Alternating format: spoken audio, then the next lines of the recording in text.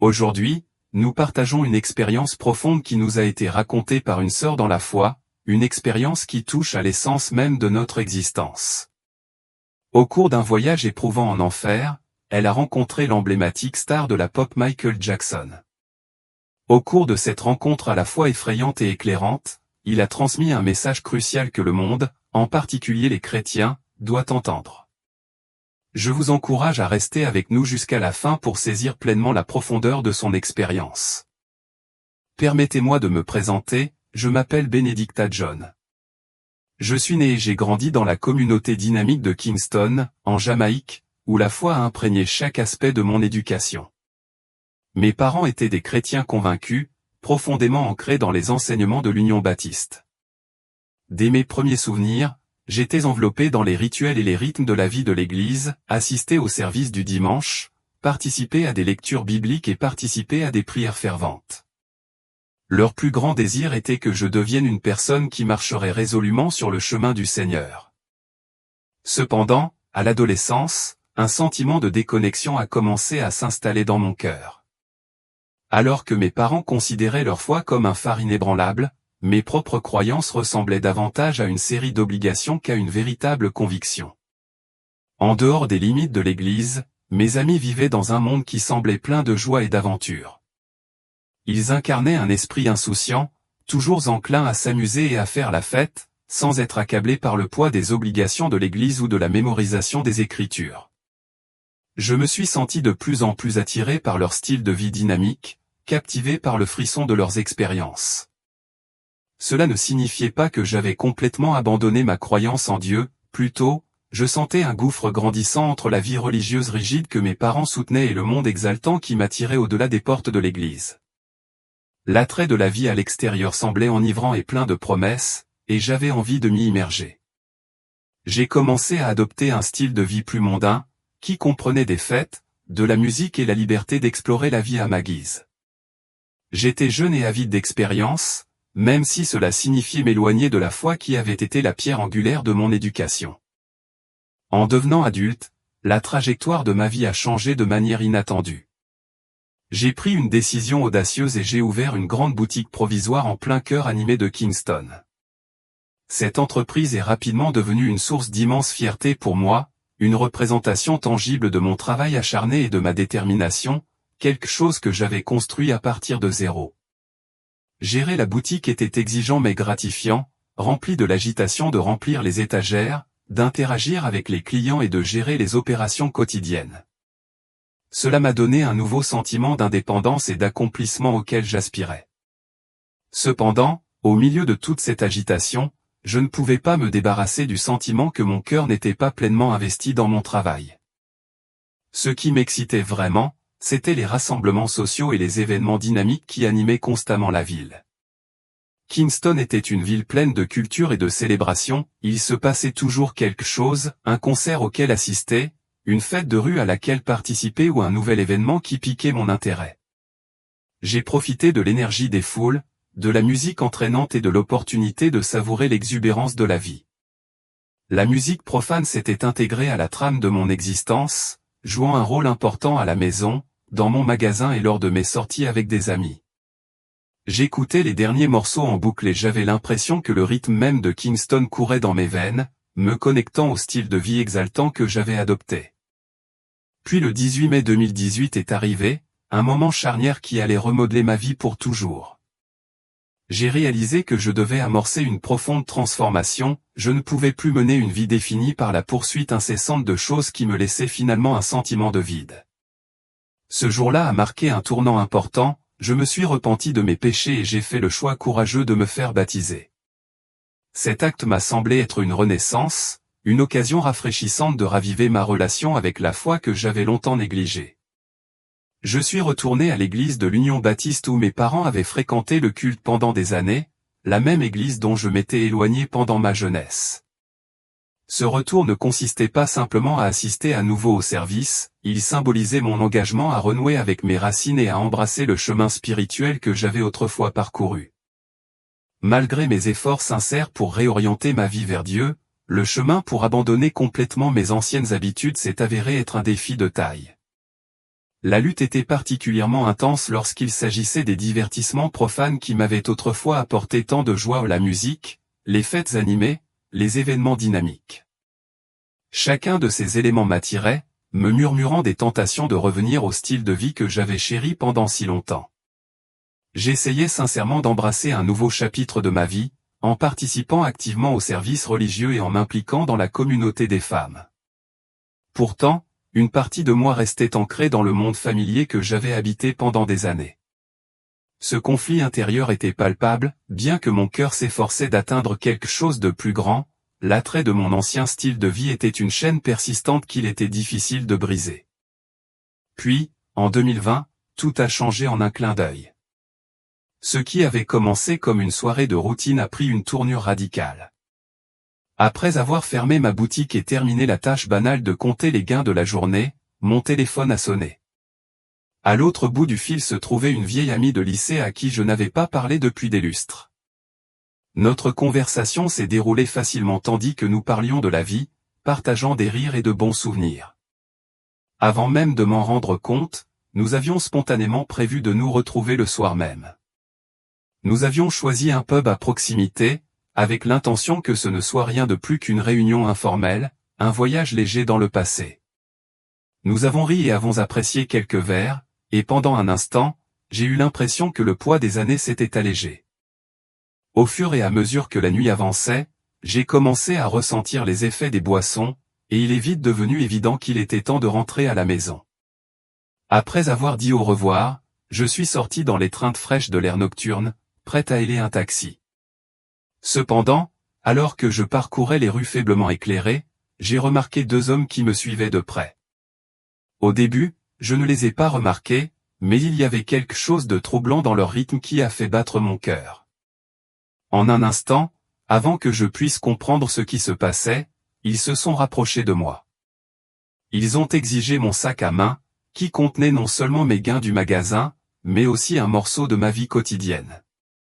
L'instinct a pris le dessus et j'ai résisté, refusant de leur remettre mes biens durement gagnés.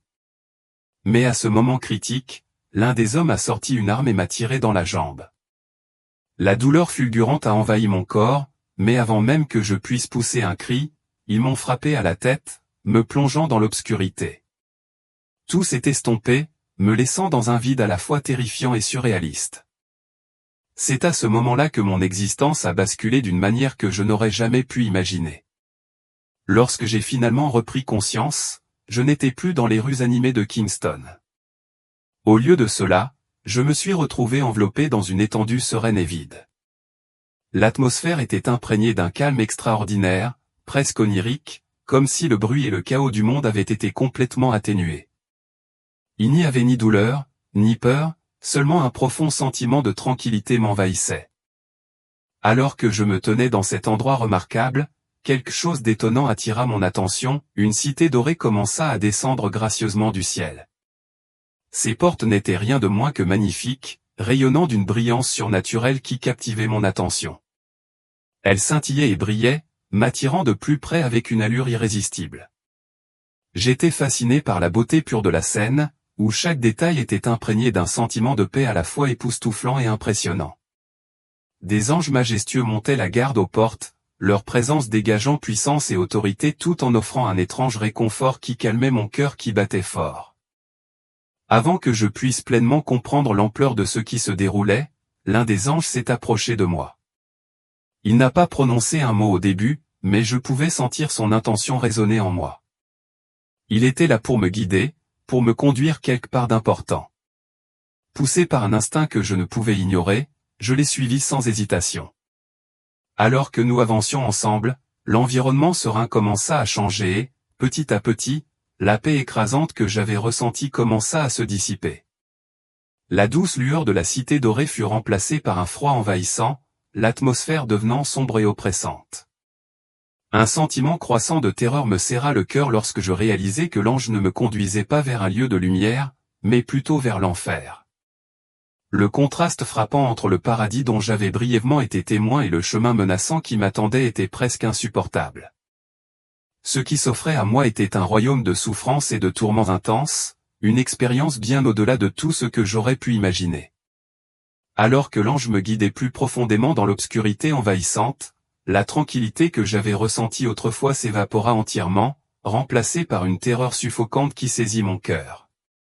L'air même autour de moi devint lourd de sons angoissés de cris ou des cris horribles qui brisèrent le silence oppressant, résonnant dans l'abîme. Mes yeux étaient attirés par les âmes tourmentées, leurs visages tordus par l'agonie, leur corps déformé et brisé par la douleur incessante qui les engloutissait. C'était comme si le désespoir lui-même était une force palpable, m'enveloppant comme un linceul étouffant. Les scènes qui se déroulaient devant moi étaient inimaginables, chacune plus insupportable que la précédente.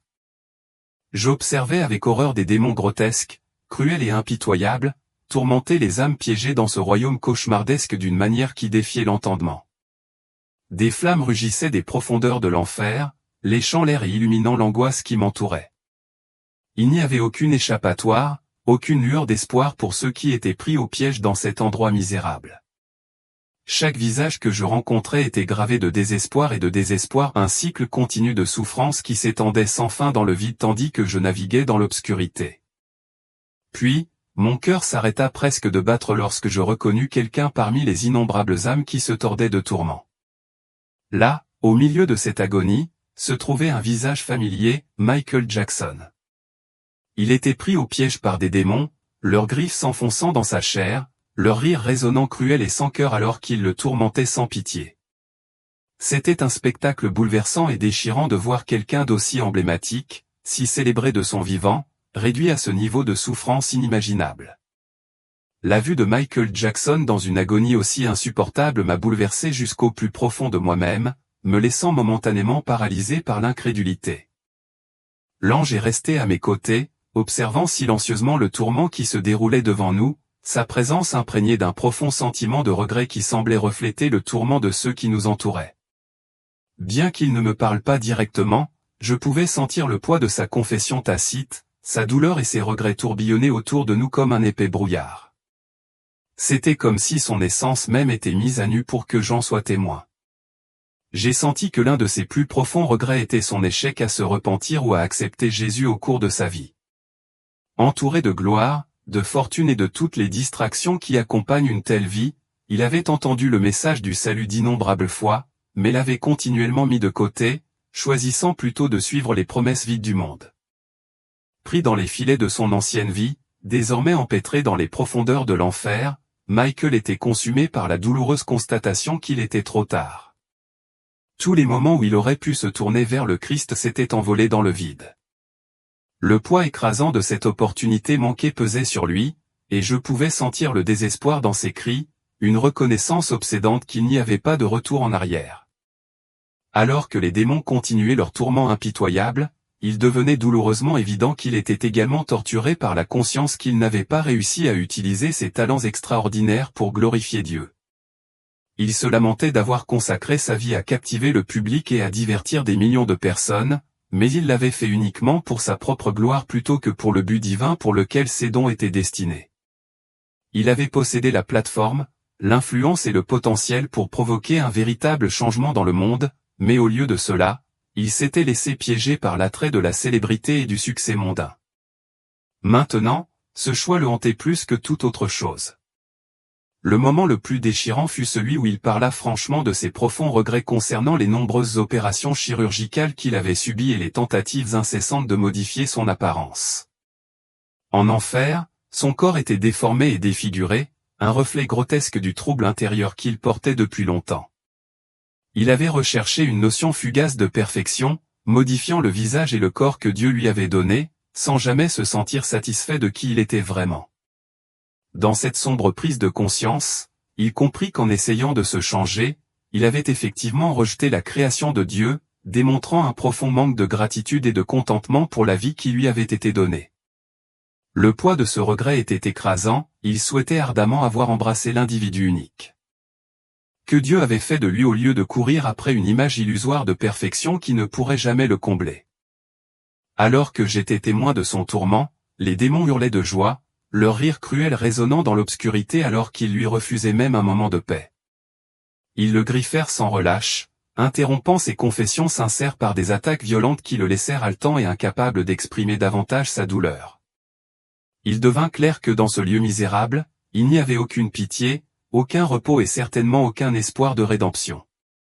L'agonie était sans fin, et la réalisation qu'il souffrirait éternellement pour les choix qu'il avait faits dans la vie emplissait l'air d'une lourdeur insupportable, un écho de désespoir qui résonnait dans tout l'abîme tourmenté. Alors que je me tenais là, dans un état d'incrédulité totale, la vue du tourment de Michael Jackson se déroulant sous mes yeux était presque insupportable. Les démons qui l'entouraient devenaient de plus en plus agressifs, leurs cris et leurs rires tordus résonnant dans l'air, une horrible symphonie de cruauté qui garantissait qu'il ne trouverait jamais un moment de répit. Chaque fois qu'il tentait d'exprimer ses regrets ou d'exprimer sa tristesse, il le frappait avec une force brutale, savourant le silence qui suivait ses cris. C'était comme s'il prenait plaisir à éteindre sa voix, s'assurant que ses supplications pour la miséricorde ne seraient pas entendues. À chaque tentative d'aveu, leurs agressions devenaient plus vicieuses, le laissant se tordre dans une agonie insupportable. La scène était bouleversante, et je pouvais sentir mon propre cœur se briser sous le poids de l'horreur dont j'étais témoin. Les larmes me montaient aux yeux tandis que je regardais l'assaut implacable, pleinement conscient que cette souffrance était éternelle. Ce n'était pas seulement la douleur physique qui me transperçait, c'était le poids écrasant du regret, la finalité des occasions manquées et le fardeau insupportable de savoir que la fuite n'était qu'un fantasme. Soudain, l'ange à mes côtés s'est tourné vers moi, et à cet instant, tout a commencé à changer. Une force invisible a semblé m'éloigner des horreurs de l'enfer, me soulevant de cet endroit sombre et tourmenté. Les cris et les flammes s'éloignèrent et la chaleur oppressante disparut. Je ressentis le besoin de regarder devant moi, sans vouloir me retourner, le poids de ce que je venais de voir était trop lourd à porter. Alors que je sortais de l'obscurité, une vague d'émotions m'envahit, un soulagement mêlé à une profonde tristesse, une confusion tourbillonnant en moi comme une tempête. Puis, aussi brusquement que j'avais quitté cet endroit misérable, je me retrouvai de nouveau dans mon propre corps. Mes yeux s'ouvrirent et je me retrouvai allongé sur le sol à l'endroit même où j'avais été attaqué, non plus dans les rues de l'enfer mais de retour dans le royaume des vivants, entouré de personnel médical qui s'occupait de moi. Le fait d'avoir vécu les tourments dont je venais d'être témoin, en particulier ceux de Michael Jackson et des innombrables autres âmes prises au piège de l'enfer, a irrémédiablement modifié ma perspective sur la vie et l'éternité. S'il y a une vérité que j'ai comprise avec une clarté absolue, c'est celle-ci, il n'y a pas de repentir après la mort. Une fois que nous quittons ce monde, les choix que nous avons faits sont scellés. Pour ceux qui quittent cette vie sans accepter le Christ, il n'y a pas de seconde chance. L'agonie, le regret et le désespoir dont j'ai été témoin sont éternels, ils ne peuvent pas être annulés, ni oubliés. Cette profonde prise de conscience pèse lourdement sur moi, me poussant à partager ce message avec le monde, un message qui fait l'écho à l'importance des choix que nous faisons pendant notre brève période sur Terre. En tant que croyants, nous devons prendre à cœur cette réalité qui nous fait réfléchir. Nous ne pouvons pas nous permettre d'être passifs lorsqu'il s'agit des tâches cruciales d'évangélisation et d'intercession pour les perdus. Tout autour de nous, il y a des gens qui, comme Michael, vivent peut-être dans l'ignorance des conséquences éternelles qui découlent du rejet du Christ. L'urgence de leur nous appelle à l'action, nous ne pouvons pas rester silencieux ou complaisants. Chaque âme a une valeur immense, et le temps est essentiel. Nous devons nous engager dans une prière fervente pour ceux qui sont encore pris au piège du péché, aveuglés par les tentations de ce monde. Prions avec ferveur pour que leur cœur s'adoucisse et qu'ils aient l'occasion d'entendre et d'accepter l'Évangile avant qu'il ne soit trop tard. Nos prières ont le pouvoir de faire la différence, mais nous devons être diligents et persistants pour élever ceux qui n'ont pas encore embrassé la vérité. Nous devons agir avec détermination. L'évangélisation devrait devenir une priorité centrale dans nos vies, plutôt qu'une entreprise sporadique. Chaque occasion que nous rencontrons pour partager le message du salut représente une chance de sauver quelqu'un des griffes du tourment éternel. Ce n'est pas seulement la responsabilité des pasteurs ou des dirigeants d'église, c'est l'appel sacré de chaque croyant. Les âmes d'innombrables personnes sont en jeu et nous ne pouvons pas nous permettre de gâcher le moindre instant de notre mission. Soyons audacieux dans nos déclarations de l'Évangile, passionnés dans nos prières et entièrement engagés à témoigner du salut des âmes. L'enfer est une dure réalité et l'éternité est éternelle. Nous ne devons jamais nous permettre d'oublier cette vérité profonde. Et donc, Chers amis, nous arrivons à la conclusion de l'expérience d'aujourd'hui. Je vous invite à aimer et à partager cette vidéo avec vos amis et votre famille, en diffusant le message partout.